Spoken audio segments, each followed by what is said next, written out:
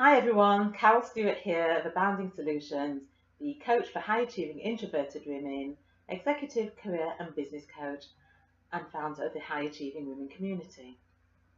As introverts, many of us like to think and reflect before we make important decisions. We don't necessarily like to shoot from the hip and just put our opinion out there without giving it some consideration.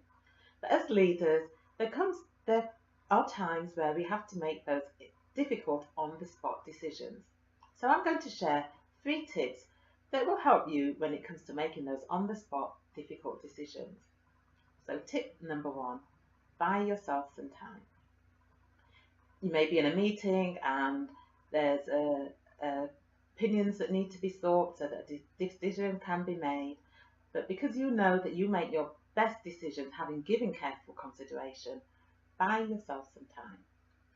Put forward your initial thoughts and your initial perspective, but make it be known that you make your best decisions having given them some careful consideration and that you will get back to them with a carefully considered decision. And that will then enable you to give yourself some time to have a think and reflect and put forward your best decision, your best point of view. So tip number 1, buy yourself some time. Now that may not always be possible, and you may need to make a decision there and then. So tip number 2, weigh up the pros and cons. I once had a situation where there was a significant oil leak at one of the buildings that I was responsible for, one of my business units, that was heated by oil. Now the fumes were infiltrating the building and people were complaining about it.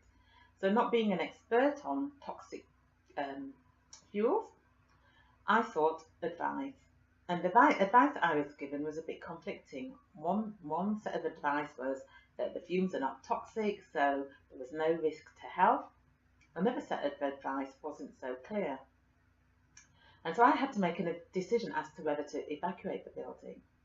And with it being a courthouse and we had cases to hear that day, we had prisoners in the cells, we had victims and witnesses that had come along to court, as well as other stakeholders in the building, as well as the employees. With a lack of evidence to confirm that there was no risk to health, I made a decision to evacuate based on weighing up the pros and cons.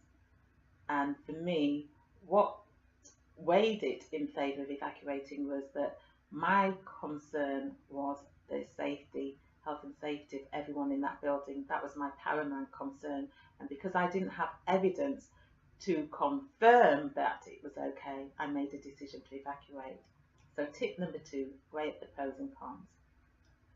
Tip number 3, identify possible crisis scenarios and work out in your mind how you will handle them. Now you know your work, you know the risks to your business, or even think about risks that may not be frequent or risks that could occur, and identify how you can handle them. What can you do?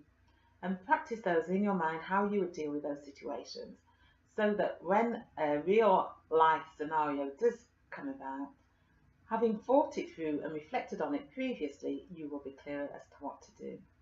So those are my 3 tips. Tip number 1, buy yourself some time. Tip number 2, weigh up the pros and cons. Tip number 3, identify possible crisis handling scenarios and prepare in advance for when they do happen. So if you want to find out more about me and my work, then visit www.aboundingsolutions.com or look in the information that accompanies this video and find out how you can join my High Achieving Women community. Thank you. Bye.